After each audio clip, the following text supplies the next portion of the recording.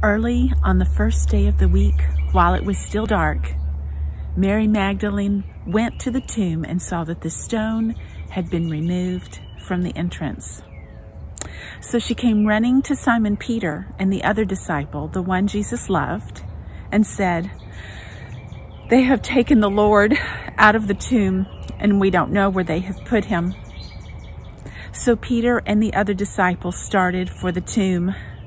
Both were running, but the other disciple outran Peter and reached the tomb first. He bent over and looked in at the strips of linen lying there, but did not go in. Then Simon Peter came along behind him and went straight into the tomb. He saw the strips of linen lying there, as well as the cloth that had been wrapped around Jesus' head. The cloth was still lying in its place, separate from the linen. Finally, the other disciple, who had reached the tomb first, also went inside. He saw and believed. They still did not understand from Scripture that Jesus had to rise from the dead. Then the disciples went back to where they were staying. Now Mary stood outside the tomb crying.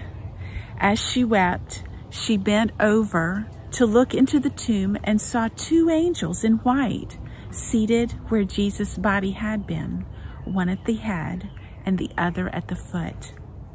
They asked her, "Woman, why are you crying?" "They have taken my Lord away," she said, "and I don't know where they have put him." At this, she turned around and saw Jesus standing there, but she did not realize that it was Jesus. He asked her, "Woman, why are you crying? Who is it you are looking for?"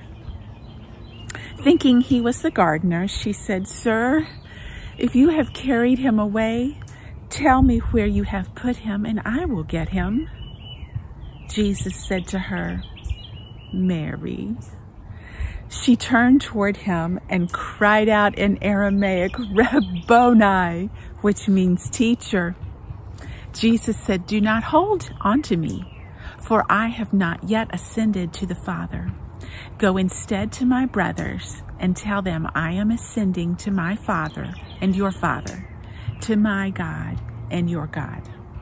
Mary Magdalene went to the disciples with the news, "I have seen the Lord," and she told them that he had said these things to her. John 20:1-18. He's alive, everyone. Good morning, church. Happy Easter. Please join me in singing our opening song, "Man of Sorrows."